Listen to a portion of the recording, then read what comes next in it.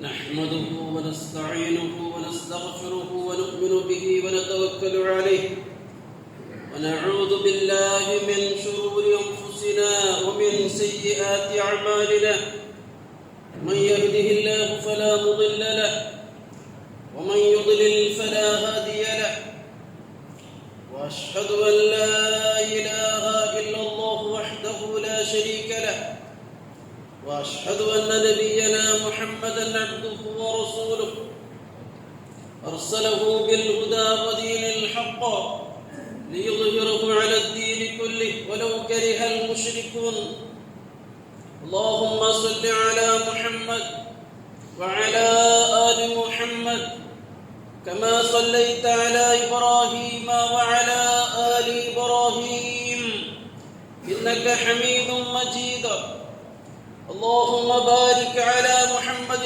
وعلى آل محمد كما باركت على إبراهيم وعلى آل إبراهيم إنك حميد مجيد أيها الناس اتقوا الله عباد الله يا أيها الذين آمنوا اتقوا الله حق تقاته ولا تموتن إلا وأنتم مسلمون يا أيها الذين آمنوا اتقوا الله وقولوا قولا سديدا يصلح لكم أعمالكم ويغفر لكم ذنوبكم ومن يطع الله ورسوله فقد فاز فوزا عظيما أما بعد فإن أصدق الحديث كتاب الله وخير السنن سنن محمد صلى الله عليه وسلم وشر الأمور محدثاتها وكل محدثة بدعة وكل بدعة ضلالة إن أريد إلا الإصلاح ما استطعت وما توفيقي إلا بالله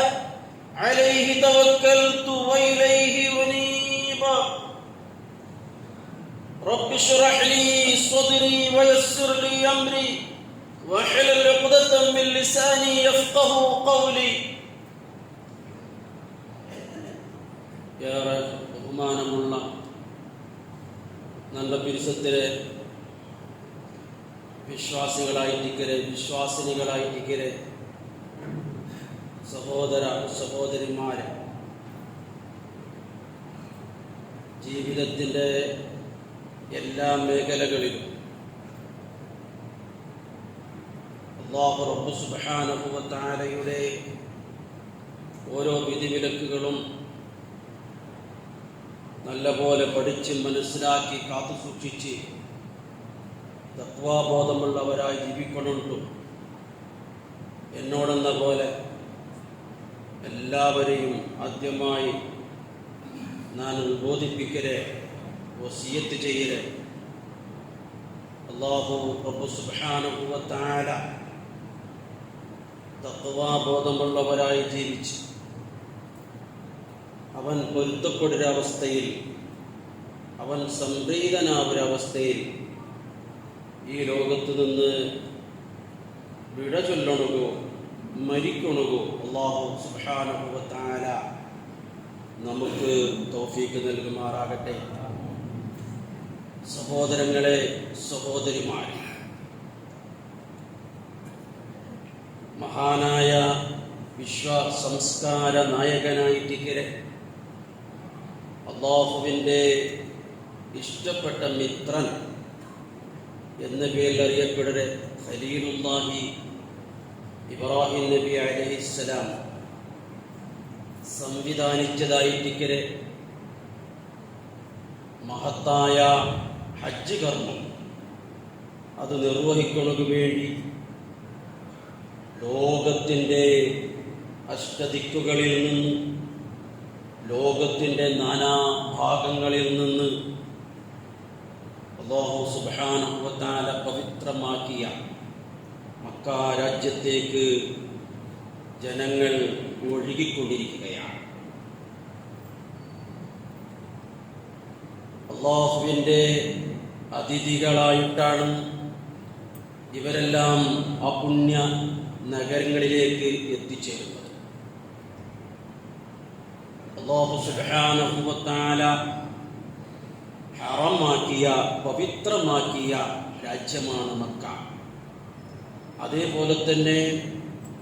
അള്ളാഹുവിൻ്റെ കൽപ്പനയനുസരിച്ച് പവിത്രമാക്കിയ രാജ്യമാണ് മദീന.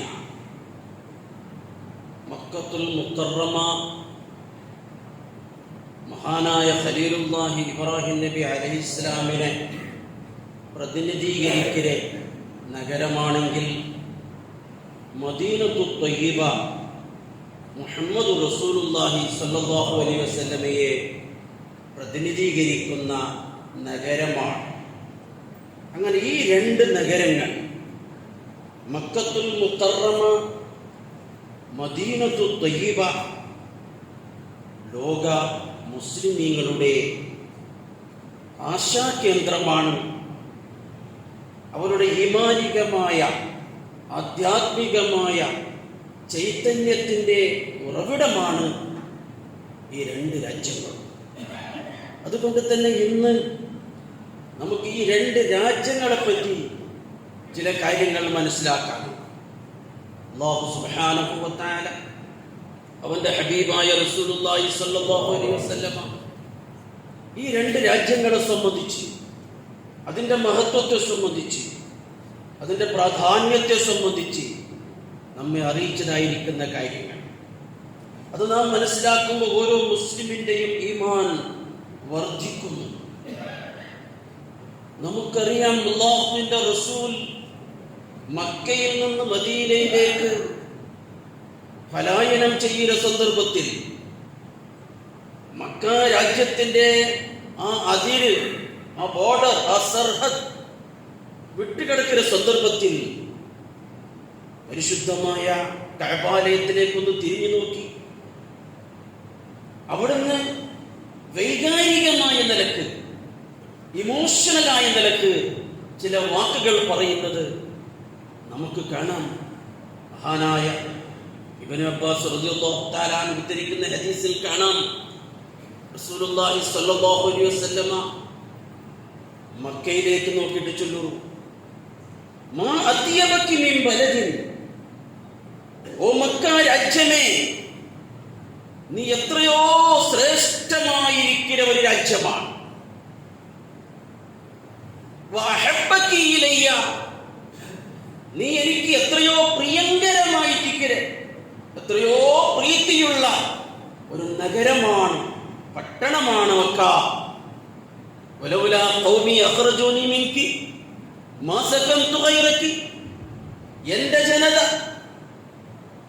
എൻ്റെ സമുദായം, എൻ്റെ ജനത ഈ നാട്ടിൽ നിന്ന് എന്നെ ആട്ടിപ്പുറത്താക്കിയിട്ടില്ലായിരുന്നുവെങ്കിൽ, ഇവിടുന്ന് ഓടിപ്പാക്കിയിട്ടില്ലായിരുന്നുവെങ്കിൽ, മാ സകൻതു ഗൈറകി, നീ അല്ലാത്ത ഒരു റായത്ത്, ഒരു നഗരത്തിൽ ഞാൻ ഒരിക്കലും താമസിക്കുമായിരുന്നില്ല.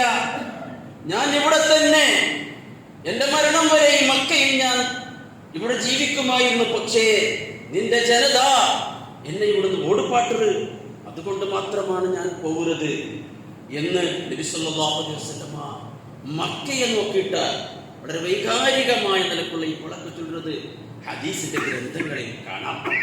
വേറെ ഒരു റിപ്പോർട്ടിൽ പ്രകാരം കാണാം, വല്ലാഹി ഇന്നകി ലഖൈറു അർദില്ലാഹ് വഅഹബ്ബു അർദില്ലാഹി ഇലല്ലാഹ്, അല്ലാഹുവിനെ തന്നെയാണ് സത്യം ഞാൻ ആണയിട്ട് ചൊല്ലുരെ, ഇന്നകി ലഖൈറു അർദില്ലാഹ്, അല്ലാഹുവിനെ ഭൂമിയിൽ വെച്ചിട്ട് ഏറ്റവും ശ്രേഷ്ഠമായ ഭൂമിയായിരിക്കരുത് നീ.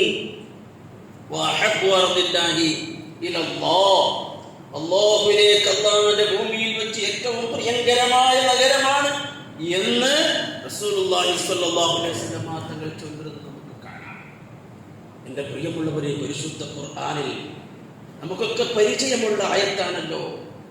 ആദ്യമായി നിർമ്മിക്കപ്പെട്ട, അല്ലാഹുവിന്റെ ആരാധനയ്ക്ക് നിർമ്മിക്കപ്പെട്ട കഅബാലയം, മഹാനായ ഖലീലുല്ലാഹി ഇബ്രാഹിം നബി അലൈഹിസ്സലാം പുനർനിർമ്മിച്ച കഅബാലയം, ആ കഅബാലയത്തെ പറ്റിയല്ലേ പരിശുദ്ധ ഖുർആൻ ചൊല്ലുന്നത്, ഫീഹി ആയാതും ബയ്യിനാതും മഖാമു ഇബ്രാഹിം. അവിടെ ഒരുപാട് വ്യക്തമായിരിക്കുന്ന ദൃഷ്ടാന്തങ്ങളുണ്ട്. അല്ലാഹുവിന്റെ വഹ്ദാനിയത്ത്, അവന്റെ ഏകത്വത്തിന്റെ പേരിൽ വിളിച്ചറിയിക്കുന്ന ഒരുപാട് ദൃഷ്ടാന്തങ്ങൾ, ഒരുപാട് നിദർശനങ്ങളുള്ള കഅബാലയം. എന്നിട്ട് അല്ലാഹു തആല അവിടെ ഒന്ന് എടുത്തു പറയുന്നുണ്ട്. എന്തിനത്? വളരെ ശ്രദ്ധേയമാണ്. മഖാമു ഇബ്രാഹിം. അവിടെ മഖാം ഇബ്രാഹിം ഉണ്ട്. അല്ലാഹുവിന്റെ ദൃഷ്ടാന്തമായിരിക്കരുത്. എന്തിന് മഖാം ഇബ്രാഹിം ഉണ്ട് ചെന്നെങ്കിൽ? മഖാം ചെന്നെങ്കിൽ എന്തിന്? സ്ഥാനം, സ്ഥലം. ഖാമ നിന്നു എന്നർത്ഥമാണ്. ഖാമാട്ട് ചെന്നെങ്കിൽ നിന്നു. മഹാനായ ഖലീലുല്ലാഹി ഇബ്രാഹിം നബി അലൈഹിസ്സലാം ആ കഅബാലയത്തിന്റെ പുനർനിർമ്മാണം നിർമ്മിക്കാൻ വേണ്ടി നിന്നതായിരിക്കുന്നത് ഒരു കല്ലായിരിക്കുന്നത് എന്ന് ഖുർആൻ വ്യാഖ്യാതാക്കൾ ചൊല്ലുന്നത് നമുക്ക് കാണാൻ സാധിക്കും. നമുക്കറിയാം, കഅബാലയം നിർമ്മിച്ചത് ഏതെങ്കിലും ഒരു മേസ്ത്രി ആയിരുന്നില്ല. മഹാനായ ഖലീലുല്ലാഹി ഇബ്രാഹിം നബി അലൈഹിസ്സലാം സ്വന്തം കൈ കൊണ്ടാണല്ലോ അത് കെട്ടിയുണ്ടാക്കിയത്. കല്ല് കൊണ്ട് കൊടുക്കുന്നത് ആരാണ്?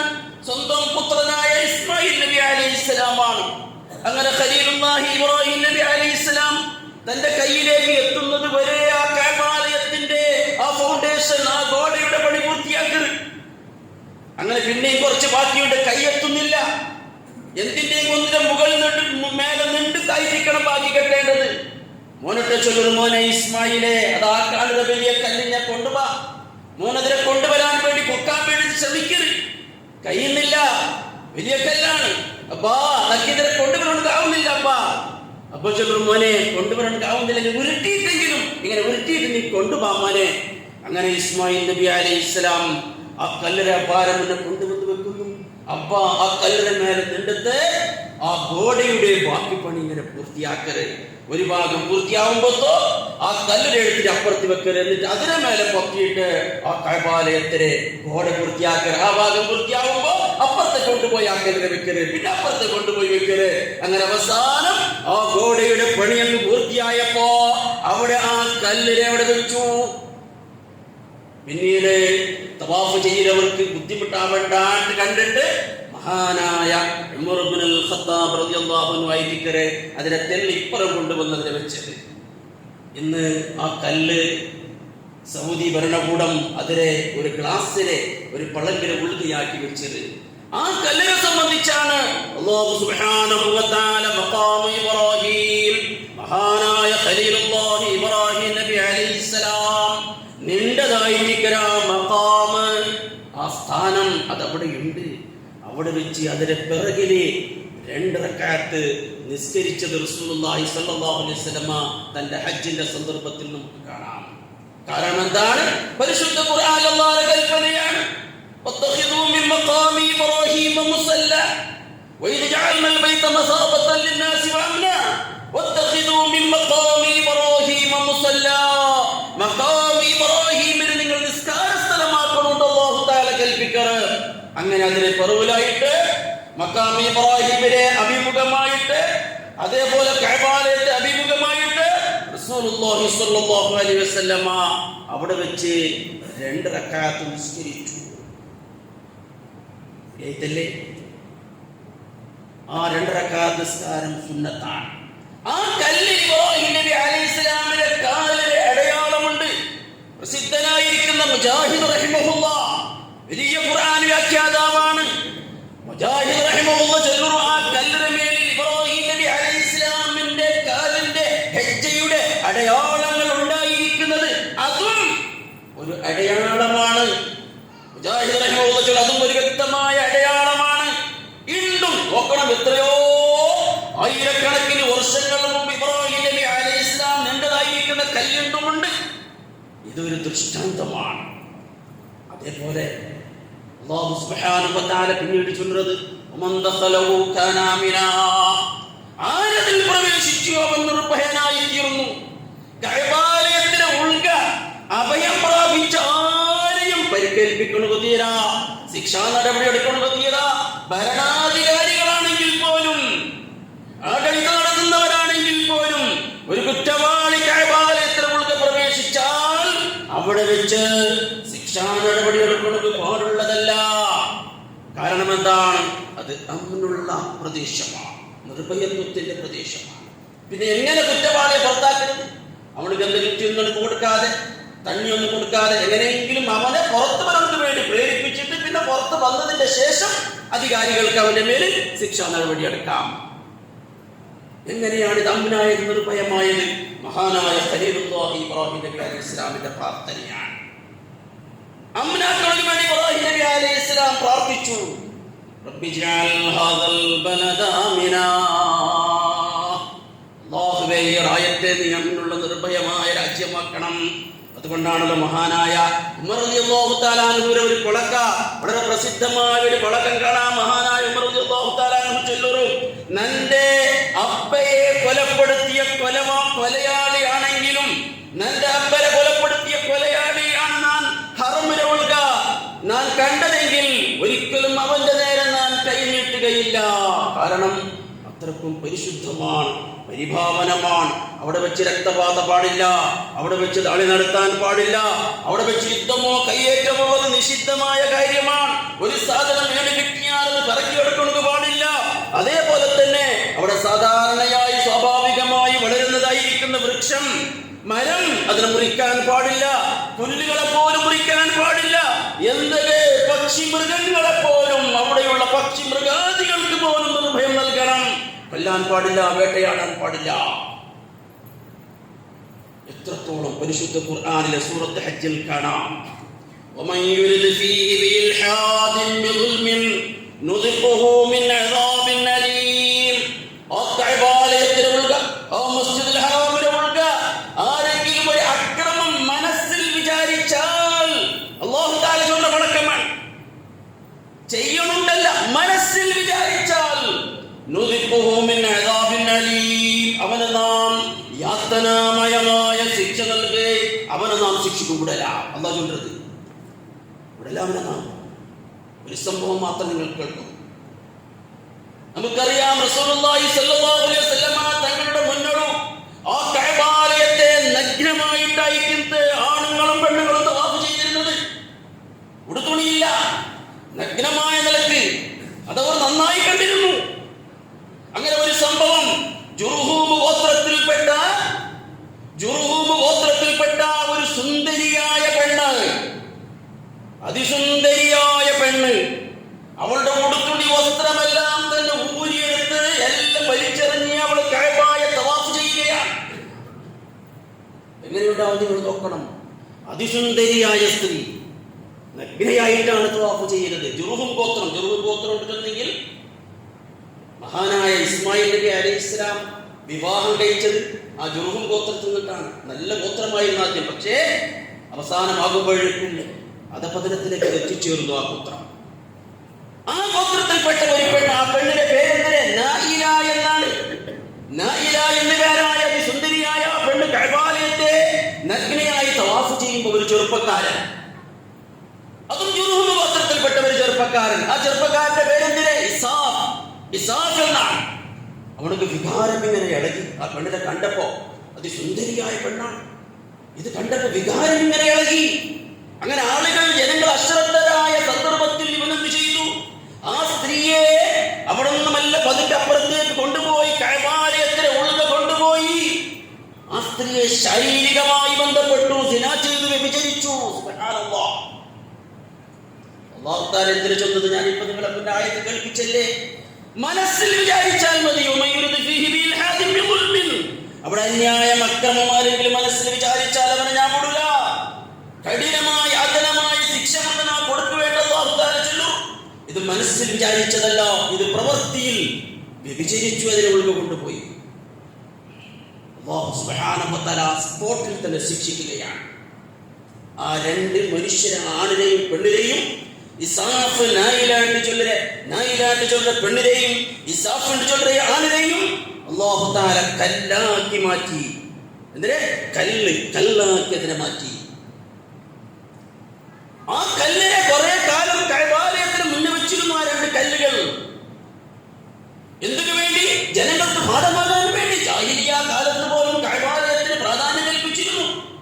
അവരും സമ്പ്രദായിക മതത്തിന്റെ ആളുകളാണെങ്കിലും അവർ ഹജ്ജ് കർമ്മം നിർവഹിച്ചിരുന്നു. കാരണം അത് ഇബ്രാഹിം നബി അലൈഹിസ്സലാമിന്റെ മാതൃകയാണ് എന്നതായിരുന്നു അവരുടെ വിശ്വാസം. അത് ശരിയാണ്, ഇബ്രാഹിം മാതൃകയാണ്. പക്ഷേ അവരുടെ ഹജ്ജിൽ ഒരുപാട് ശിർക്കും ബിദ്അത്തും അവർ കൂട്ടിക്കലർത്തി. അപ്പൊ അതുപോലെ തന്നെ കഅബാലയത്തിന്റെ മുന്നിൽ ആ കല്ലിനെ അവർ കൊണ്ടുവച്ചു. എന്തിന്? പാഠമാകാൻ വേണ്ടി. അല്ലാഹു തആല ശിക്ഷിച്ച ആ ശിക്ഷ നിങ്ങൾക്ക് പാഠമാക്കണം. അത് പിന്നീട് കുറെ കഴിഞ്ഞപ്പോ ആ രണ്ട് കല്ലിനെ കൊണ്ടുപോയിട്ട് സഫാ മർവായുടെ ഇടയിൽ വെച്ചു. ഇസാഫി എന്നതിലെ സഫായിലും നായില എന്നതിലെ മർവായിലും വെച്ചു. മനസ്സിലാക്കണം, അത് ആണും പെണ്ണുമായിരുന്നു. അവർ അവിടെ കഅബാലയത്തിനകത്ത് വെച്ച് ശാരീരികമായ ബന്ധത്തിൽ ഏർപ്പെട്ടപ്പോൾ അല്ലാഹു അവരെ ശിക്ഷിച്ച ശിക്ഷയാണ്. എന്നിട്ട് കുറെ കഴിയുമ്പോൾ പിന്നെ എന്തുണ്ടായി? ജനങ്ങൾ ആ കല്ലിനെ പൂജിക്കാൻ തുടങ്ങി. സുബ്ഹാനല്ലാഹ്, ആ കല്ലിനെ പൂജിക്കാൻ തുടങ്ങി. അല്ലാഹു തആല ശിക്ഷയായിട്ട് മാറ്റിയതായിരിക്കുന്ന ആ കല്ലിനെ വിഗ്രഹമാക്കാൻ തുടങ്ങി. എന്നിട്ട് പിന്നീട് റസൂലുള്ളാഹി സ്വല്ലല്ലാഹു അലൈഹി വസല്ലമ ഹിജ്റ 8ാമത്തെ വർഷം മക്ക രാജ്യത്തെ ഫതഹാക്കുന്നത് വേണ്ടി സഹാബത്തുമായി മക്കയിലേക്ക് മാർച്ച് ചെയ്ത സംഭവം നമുക്കറിയാം. ആ സന്ദർഭത്തിൽ റസൂലുള്ളാഹി സ്വല്ലല്ലാഹു അലൈഹി വസല്ലമ ഒരുപാട് വിഗ്രഹങ്ങളെ തുടച്ചു നീക്കി. എല്ലാ വിഗ്രഹങ്ങളെയും നബിയും സഹാബത്തും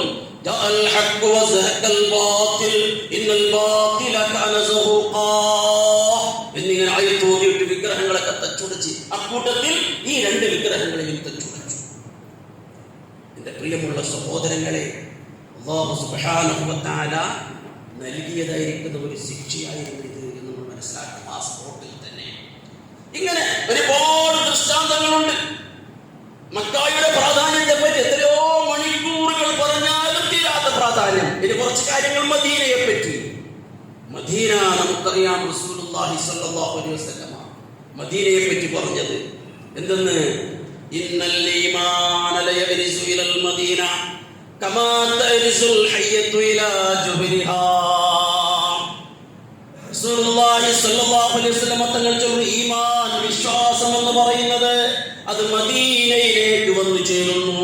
വിശ്വാസം, ഈമാൻ മദീനയിലേക്ക് വന്നു ചേരുന്നു. ഏതുപോലെ റസൂൽ അതിനെ ഉപമിക്കുന്നത്, കമാ തരിസുൽ ഹയ്യതു ഇലാ ജുഹരിഹാ. പാമ്പുണ്ടല്ലേ, പാമ്പ് അതിന്റെ മാളത്തിലേക്ക് പോകുന്നത് പോലെ, പാമ്പ് എവിടേക്കാണ് പോകുന്നതിന്റെ മാളത്തേക്കാണ്.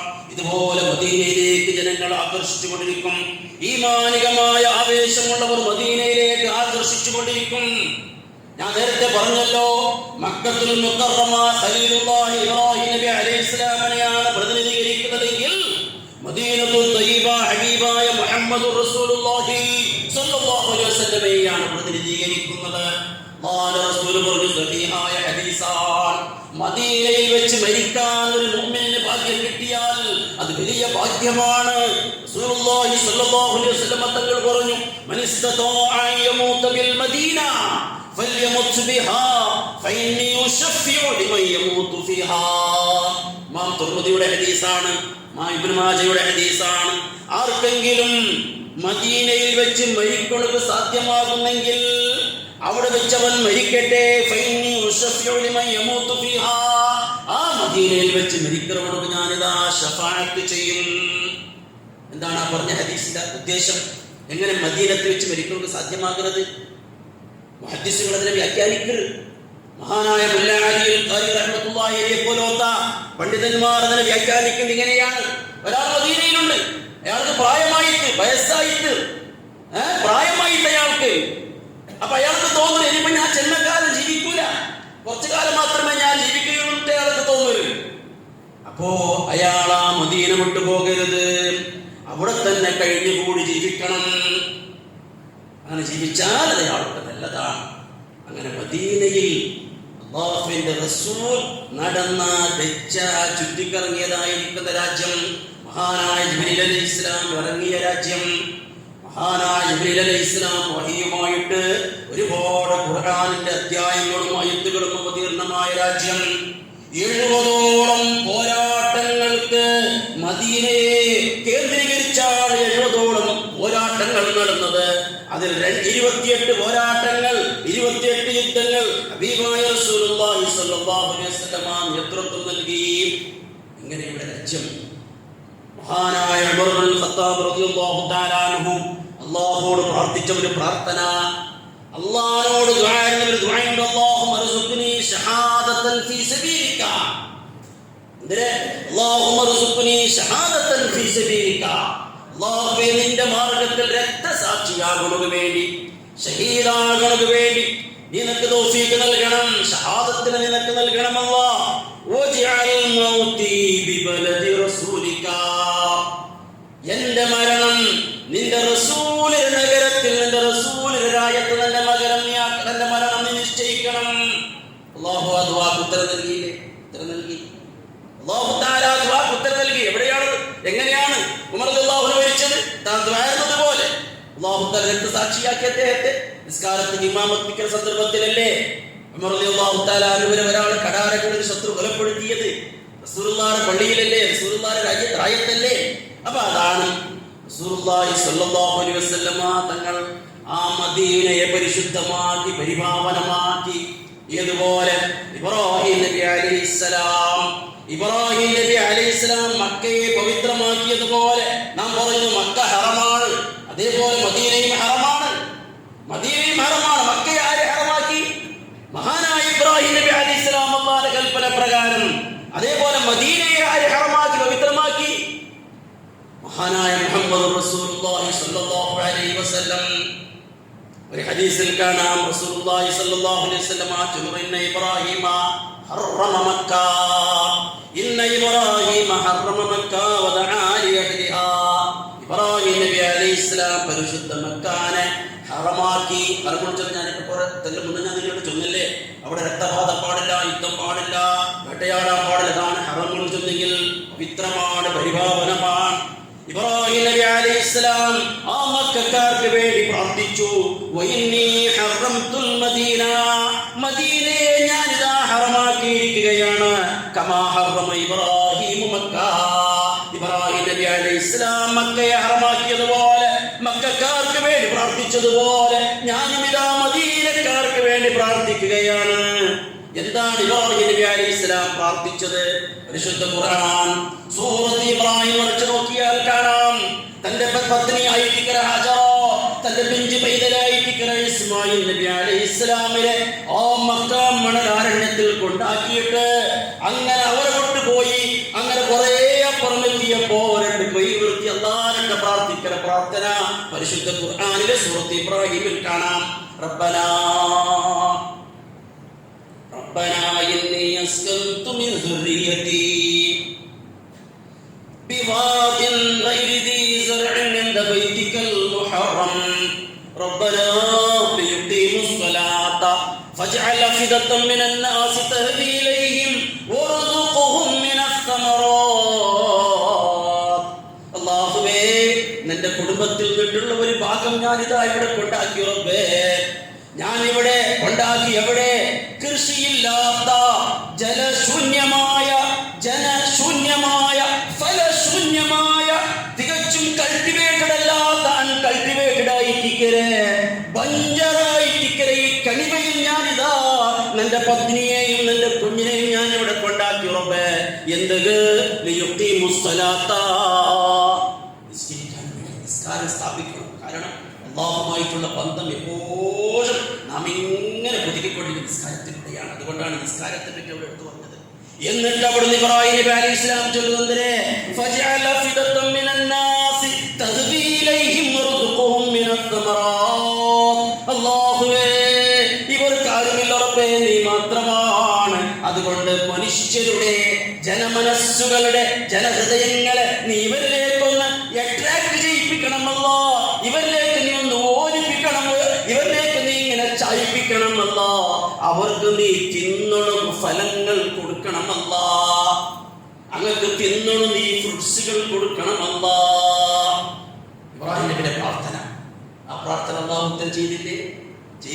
നമ്മളൊക്കെ കാണുന്നില്ലേ, ഹജ്ജിക്ക് മുമ്പ് പോകുന്നവർക്ക് ലോകത്തിന്റെ നാനാഭാഗത്തുള്ള ഫ്രൂട്ട്സുകൾ, ഫലങ്ങളൊക്കെ അവിടെ എത്തിച്ചേർന്നു. എങ്ങനെ? ഇബ്രാഹിം നബി അലൈഹിസ്സലാമിന്റെ പ്രാർത്ഥനയുടെ ഫലമാണ്. എൻ്റെ പ്രിയമുള്ള സഹോദരങ്ങളെ, മദീനയുടെ പ്രാധാന്യം നാം ഇപ്പോൾ മനസ്സിലാക്കിക്കൊണ്ടിരിക്കുന്നു. ഇബ്രാഹിം നബി അലൈഹിസ്സലാം മക്കക്കാർക്ക് വേണ്ടി പ്രാർത്ഥിച്ചതുപോലെ ഹബീബായ റസൂലുള്ളാഹി സ്വല്ലല്ലാഹു അലൈഹി വസല്ലം മദീനക്കാർക്ക് വേണ്ടി പ്രാർത്ഥിച്ചു. അവിടെയുള്ള അളവ് പാത്രത്തിൽ ബർക്കത്തുണ്ടാകുന്നതിന് വേണ്ടി പ്രാർത്ഥിച്ചു. റസൂലുള്ളാഹി സ്വല്ലല്ലാഹു അലൈഹി വസല്ലം ഇമാം മുസ്ലിം ഉദ്ധരിക്കുന്ന ഹദീസിൽ കാണാം, അബീ ഹുറൈറ റളിയല്ലാഹു തആല അൻഹു ചൊല്ലുന്നു, സഹാബത്തുൽ കിറാമക്ക് അങ്ങ് കൃഷി ചെയ്യുമ്പോൾ, കൃഷിക്കാരുണ്ടായിരുന്ന സഹാബത്തുൽ, ചെറുനാടുകൾ കൃഷിക്കാരാണ്. കൾട്ടിവേഷനായിരുന്നു അവരുടെ ജോലി. അപ്പൊ അങ്ങനെ കൃഷി ചെയ്തിട്ട് മുന്തിരിക്കും അതുപോലെ തന്നെ കാരക്കയും ഇതെല്ലാം കൃഷി ചെയ്തിട്ട് ആദ്യം കൃഷി ആയതിനെ റസൂലുള്ളാഹിക്ക് കൊണ്ടുവന്ന് കൊടുക്കും. മഹബത്താണ്, റസൂലിനോടുള്ള സ്നേഹമാണ്. അങ്ങനെ റസൂലുള്ളാഹി സ്വല്ലല്ലാഹു അലൈഹി വസല്ലം തന്നെ കൊണ്ടുവന്ന് കൊടുക്കും. ആദ്യം ഉണ്ടായ ആ ഫലം റസൂലുള്ളാഹി സ്വല്ലല്ലാഹു അലൈഹി വസല്ലം അതെടുക്കറെ. എന്നിട്ട് അതെടുത്തെടുത്തിരുന്നുമ്പോൾ റസൂലുള്ളാഹി സ്വല്ലല്ലാഹു അലൈഹി വസല്ലം ഇപ്രകാരം പ്രാർത്ഥിക്കുന്നത് കാണാം. ഇമാം മുസ്ലിമിന്റെ ഹദീസിൽ കാണാം, അല്ലാഹുവേ ഞങ്ങളുടെ ഈ ഫലങ്ങളിൽ, ഈ ഫ്രൂട്ട്സുകളിൽ നീ ധാരാളം ബർക്കത്ത് ചെയ്യണം അല്ലാഹ്. ഞങ്ങളുടെ ഈ റായത്ത് നീ ബർക്കത്ത് ചെയ്യണം അല്ലാഹ്. ഞങ്ങളുടെ അളവ് മാത്രമായിരിക്കുന്ന സ്വാഹ് അതിലും നീ ബർക്കത്ത് ചെയ്യണം അല്ലാഹ്. എന്നിട്ട് റസൂലുള്ളാഹി ചൊല്ലുന്നല്ലാഹ്, ഇബ്രാഹിം നബി നിന്റെ നബിയാണ് റബ്ബേ. ഇബ്രാഹിം നബി നിന്റെ ദാസനാണ്, നിന്റെ അടിയനാണ് റബ്ബേ.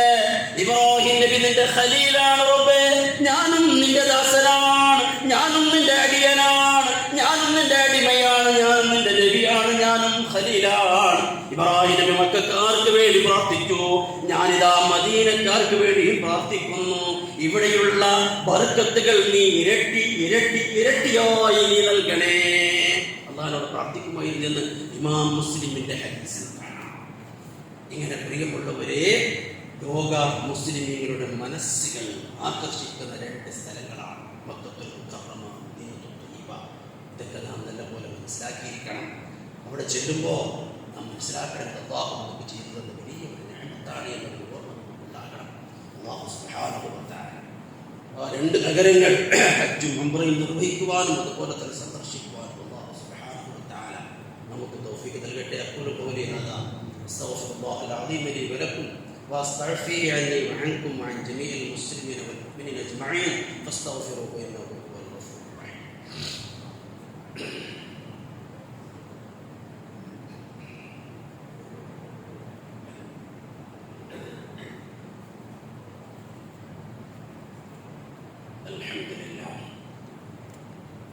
الحمد لله رب العالمين والصلاة والسلام على أشرف الأنبياء والمرسلين نبينا وإمامنا وقدوتنا محمد بن عبد الله المبعوث رحمة للعالمين وعلى آله وأصحابه ومن تبعهم بإحسان إلى يوم الدين.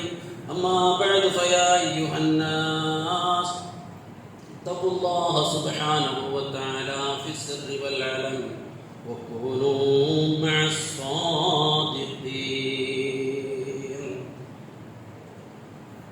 സഹോദരങ്ങളെ, സഹോദരിമാരെ, മഹാനായ ഖലീലുല്ലാഹ് ഇബ്രാഹിം നബി അലൈഹിസ്സലാമിനെ പ്രതിനിധീകരിക്കലെ മക്കത്തുൽ മുകറമ, ഹബീബായ മുഹമ്മദ് റസൂലുള്ളാഹി സ്വല്ലല്ലാഹു അലൈഹി വസല്ലമയെ പ്രതിനിധീകരിക്കലെ മദീനത്തുൽ മുനവ്വറ, മദീനത്തുൽ ത്വയ്യിബ, അതിൻ്റെ മഹത്വം, അതിൻ്റെ പ്രാധാന്യം, അതിൻ്റെ ശ്രേഷ്ഠത നാം മനസ്സിലാക്കിയിരിക്കുകയാണ്. മദീനയുടെ ശ്രേഷ്ഠതകളിൽ ഏറ്റവും നാം ഓർമ്മിക്കേണ്ട ഒന്ന് റൗള ഷരീഫാണ്. റൗള ഷരീഫ് റസൂലുള്ളാഹി സ്വല്ലല്ലാഹു അലൈഹി വസല്ലം ചൊല്ലുന്നു, മാ ബൈന ബൈതി വ മിൻബരി റൗളത്തുൻ മിൻ റിയാദിൽ ജന്ന. എൻ്റെ അക, എൻ്റെ മിമ്പർ, റസൂലുള്ളാഹി സ്വല്ലല്ലാഹു അലൈഹി വസല്ലം മദീനയിൽ ഖുത്ബ നിർവഹിച്ച ആ മിമ്പർ, അതേപോലെ എൻ്റെ അക, എൻ്റെ അക ചെന്നതിൽ ആയിഷ റളിയല്ലാഹു തആല അൻഹയുടെ അക, ആയിഷ റളിയല്ലാഹു തആല കെട്ടിക്കൊടുത്ത ആ അക ഇപ്പോൾ റസൂലുള്ളാഹി മറവ് ചെയ്യപ്പെട്ടതായിരിക്കണം. ഇത് രണ്ടിന്റെയും ഇടയിലുള്ള സ്ഥലം അത് സ്വർഗത്തിന്റെ പൂങ്കാവനത്തിൽ ഒരു പൂങ്കാവനമാണ്. എന്തിനാ പറഞ്ഞതിന്റെ അർത്ഥം? എന്തിനാ പറഞ്ഞതിന്റെ അർത്ഥം? സ്വർഗത്തിന്റെ പൂങ്കാവനമാണ് എന്ന്. ആ സ്ഥലം അത്രക്കും പരിശുദ്ധമാണ്. അവിടെ വെച്ച് രണ്ടൊക്കെ നിസ്കരിക്കുക വലിയ പുണ്യമുള്ള കാര്യമാണ്. ഇന്നൊക്കെ അച്ഛന് പോകുന്നവർക്ക് അവിടെ നിസ്കരിക്കപ്പെട്ട് കുറച്ച് പ്രയാസമുണ്ട്. മുമ്പൊക്കെ ഏത് സമയത്ത് നിസ്കരിക്കാൻ സൗകര്യം, ഇന്നൊക്കെ ഓൺലൈനിലൊക്കെ ബുക്ക് ചെയ്യണം. അത് ചിലപ്പോൾ കിട്ടുന്നതൊക്കെ രാത്രിയൊക്കെ ആയിരിക്കും, 1 മണിക്കോ 2 മണിക്കൊക്കെ ആയിരിക്കും. എങ്കിലും ഇമാനികമായ ആവേശമുള്ള ആ സമയത്തും വറക്കുകൾ എടിച്ചു പോയി ആ സമയത്ത്, ആ കിട്ടിയ സമയത്ത് അവരോട് അത്രക്കും പ്രാധാന്യമുള്ള കാര്യമാണ്. കാരണം ഈ ഹദീസാണ്. എന്റെ അകയുടെയും അതേപോലെ എന്റെ മിമ്പറിന്റെയും ഇടയിലുള്ള സ്ഥലം സ്വർഗ്ഗത്തോപ്പുകളിലെ തോപ്പാണ്. എന്താണ് ആ പറഞ്ഞതിന്റെ ഉദ്ദേശം? ഒരുപാട് വ്യാഖ്യാനങ്ങൾ ഹദീസുകൾ ചെന്നത്, അതല്ല പറയുന്നില്ല. ഒന്ന് മാത്രം അല്ലെങ്കിൽ 2 മാത്രമായി സ്വർഗോട്ട് ചെന്നെങ്കിൽ എന്തിന്? സ്വർഗോട്ട് ചെന്നെങ്കിൽ അല്ലാഹുവിന്റെ റഹ്മത്ത് എപ്പോഴും നിറഞ്ഞതായിരിക്കുന്ന ഒരു സ്ഥലമാണ് സ്വർഗം, അല്ലേ?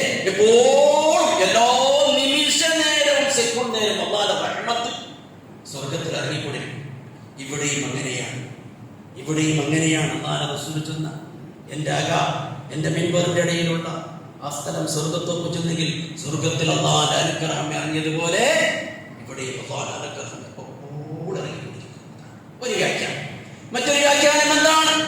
അതൊരു പരിശുദ്ധമായ സ്വർഗത്തിന്റെ കഷ്ണമാണ്, സ്വർഗത്തിന്റെ പീസാണ്, സ്വർഗത്തിന്റെ തുണ്ടാണ്.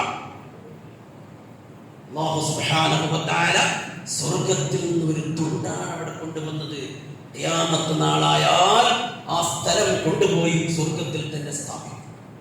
ഇതൊക്കെ പൂർവികരായ പണ്ഡിതന്മാർ അതിന് വ്യാഖ്യാനിച്ച് നമുക്ക് പറഞ്ഞതാണ്. ഇതൊക്കെ മദീനയുടെ പ്രത്യേകതയാണ്. അതുകൊണ്ട് എൻ്റെ പ്രിയമുള്ള സഹോദരങ്ങളെ, ആ ആയത്തേക്ക് നാം പ്രവേശിക്കുമ്പോൾ നാം ഇതൊക്കെ മനസ്സിലാക്കണം. എങ്ങനെ ഒരു യാന്ത്രികമായി നാം എത്തുന്നതല്ല. അല്ലാഹു സുബ്ഹാനഹു വ തആല നമുക്ക് കണക്കാക്കിയ വലിയ ഒരു അനുഗ്രഹമാണ് മക്കയിലേക്ക് എത്തുക, മദീനയിലേക്ക് എത്തുക എന്നത്. കാരണം അല്ലാഹു അതിന് നമ്മുടെ പല ലക്ഷ്യങ്ങൾ അതിന് പിന്നിലുണ്ട്. അവിടെയുള്ള അല്ലാഹുവിന്റെ ദൃഷ്ടാന്തങ്ങൾ കണ്ട് ശരിയായ തൗഹീദി ബോധമുള്ളവനായി ഖുർആനും സുന്നത്തും അനുധാവനം ചെയ്യുന്നവനായി ജീവിക്കാനുള്ള ഒരു പ്രതിജ്ഞയാണ്. അത് തന്റെ ജീവിതത്തിലുടനീളം ഉണ്ടാകണം എന്ന് മാത്രമല്ല, ഈ ആധ്യാത്മികമായ ചൈതന്യം അത് മറ്റുള്ളവരിലേക്ക് വ്യാപിക്കുവാനും അവൻ ശ്രമിക്കണം. അല്ലാഹു നൽകിയ ഒരു മഹത്തായ അനുഗ്രഹമെന്ന് നമുക്ക് മനസ്സിലാക്കണം. ഞാൻ അവസാനിപ്പിക്കുകയാണ്. ചില കാര്യങ്ങളൊക്കെ നമുക്ക് നിങ്ങൾ സൂചിപ്പിക്കാനുണ്ട്. ഇന്ന് നമ്മുടെ പള്ളിയുടെ കലക്ഷനാണ്. എല്ലാവരും ഉദാരമായി നിനക്ക് സംഭാവന ചെയ്യണം. ധാരാളമായി നിങ്ങൾ സംഭാവന ചെയ്യണം. പ്രത്യേകമായി നിങ്ങൾ ഓർമ്മപ്പെടുത്തേണ്ട ആവശ്യമില്ല. ഒരുപാട് ചെലവുകളൊക്കെ ആവശ്യമുള്ളതാണ്. അല്ലാഹുവിന്റെ സഹായം കൊണ്ടും പിന്നീട് നിങ്ങളുടെ ആ വിശാലമായ സഹായഹസ്തം കൊണ്ടാണ് ഈ പള്ളിയും മദ്രസയും എല്ലാം മുമ്പോട്ട് പോയിക്കൊണ്ടിരിക്കുന്നത്. ഉദാരമായ നിനക്ക് നിങ്ങൾ സംഭാവന ചെയ്യണം. പിന്നീട് നമ്മുടെ മദ്രസ കുറച്ച് സമയമായി ഇപ്പോൾ ലീവിലാണുള്ളത്. ജൂൺ 3 നമ്മുടെ മദ്രസ വീണ്ടും ആരംഭിക്കുന്നുണ്ട്. എല്ലാ രക്ഷകരും പോഷകരും ഓർമ്മിക്കുക, അവരുടെ ഗമനത്തിലിരിക്കട്ടെ. നിങ്ങളുടെ കുട്ടികളെ ജൂൺ 3 ആ സമയത്ത്, കൃത്യമായ സമയത്ത് 2 ബാച്ചുകളുണ്ടല്ലോ, അതെല്ലാവർക്കും അറിയാം. നിങ്ങൾ എന്താക്കണം? കുട്ടികളെ ജൂൺ 3 അയക്കണം. അതേപോലെ അഡ്മിഷൻ, പുതിയതായിട്ട് ചേർക്കുന്ന മക്കൾക്കുള്ള അഡ്മിഷനും അതും ഇവിടെ ആരംഭമായിട്ടുണ്ട്, തുടങ്ങി വെച്ചിട്ടുണ്ട്. അപ്പൊ അതുകൊണ്ട് അതിന് ആസക്തരായ ആളുമാർ, താല്പര്യമുള്ളവർ, പുതിയ മക്കളെ ചേർക്കുന്നത് താല്പര്യമുള്ളവർ ഇവിടെ അപ്ലിക്കേഷൻ വാങ്ങണം. ഓഫീസിലേക്ക് വന്നാൽ അപ്ലിക്കേഷൻ ഫോം കിട്ടും, എൻ്റെ അടുത്തുമുണ്ട്. അത് വാങ്ങി അത് പൂരിപ്പിച്ചിട്ട് വളരെ പെട്ടെന്ന് ഇവിടെ നിങ്ങൾ ഓഫീസിലേക്ക് അതിനെ എത്തിക്കണം. പിന്നീട് നിങ്ങൾ അറിയിക്കാനുള്ളത്, ഈ June 2 SKSM south Karnataka selfie മൂവ്മെന്റിന്റെ കീഴിലായിട്ട് ഒരു ബ്ലഡ് ക്യാമ്പ് ഉണ്ട്. ബ്ലഡ് വളരെ ആവശ്യമുള്ള സന്ദർഭമാണെന്ന് നിങ്ങൾ മനസ്സിലാക്കണം. ഇതൊക്കെ അല്ലാഹുവിനടുക്കൽ വലിയ പ്രതിഫലം കിട്ടുന്ന കാരുണ്യ പ്രവർത്തനമാണ് ഈ ബ്ലഡ് നൽകുക എന്നത്. എത്രയോ ആളുകളുടെ ജീവൻ നമുക്കതിനോട് ജീവൻ നൽകാൻ സാധിക്കുന്ന കാര്യമാണ് ബ്ലഡ് എന്ന് പറയുന്നത്, ഡൊണേഷൻ എന്ന് പറയുന്നത്. അതുകൊണ്ട് കഴിയുന്നത്ര ആളുകൾ ആ ബ്ലഡ് ക്യാമ്പിൽ പാർട്ടിസിപ്പേറ്റ് ആകണം എന്ന് ഉണർത്തുകയാണ്. നമ്മുടെ മദ്രസയുടെ കൺസ്ട്രക്ഷൻ ഇതിന്റെ മേലെ നടന്നുകൊണ്ടിരിക്കുന്നുണ്ട്. സഹോദരങ്ങളെ, സഹോദരിമാരെ, വലിയ പ്രതിഫലമുള്ള കാര്യമാണ്. നിങ്ങൾ അല്ലാഹുവിന്റെ മാർഗത്തിൽ നിങ്ങൾ സദഖ കൊടുക്കുകയാണെങ്കിൽ അത് ജാരിയായ സദഖയുടെ കൂട്ടത്തിൽ ഉൾപ്പെടുമെന്ന കാര്യത്തിൽ സംശയമില്ല. നാളെ മരിച്ചതിന് ശേഷവും നിങ്ങൾക്ക് പ്രതിഫലം കിട്ടുന്ന കാര്യമാണ്. അതുകൊണ്ട് ഈ കൺസ്ട്രക്ഷന്റെ കാര്യത്തിൽ സംഭാവന ചെയ്യാൻ താല്പര്യമുള്ളവർ നമ്മുടെ ഓഫീസുമായി ബന്ധപ്പെടുക. അല്ലാഹു സുബ്ഹാനഹു വ തആല അവന്റെ വജ്ഹിനെ, അവന്റെ പ്രീതി, അവന്റെ നിസാമന്തി മാത്രം ഉദ്ദേശിച്ചുകൊണ്ട് ധാരാളം സൽക്കർമ്മങ്ങൾ ചെയ്യുവാൻ, സദഖ ചെയ്യുവാൻ റബ്ബ് സുബ്ഹാനഹു വ തആല നമുക്കെല്ലാം തൗഫീഖ് നൽകുമാറാകട്ടെ. അല്ലാഹുമ്മ ഗ്ഫിർ ലിൽ മുഅ്മിനീന വൽ മുഅ്മിനാത്ത് വൽ മുസ്ലിമീന വൽ മുസ്ലിമാത്ത് അൽ അഹ്യാഇ മിൻഹും വൽ അംവാത്ത് ഇന്നക മുജീബു ദഅവാതി വയാ ഖാദിയൽ ഹാജാത്ത്. ربنا اغفر لنا ولإخواننا الذين سبقونا بالإيمان ولا تجعل في قلوبنا غلا للذين آمنوا ربنا إنك رؤوف رحيم. عباد الله رحمكم الله، إن الله يأمر بالعدل والإحسان وإيتاء ذي القربى وينهى عن الفحشاء والمنكر والبغي يعظكم لعلكم تذكرون. ولذكر الله أكبر والله يعلم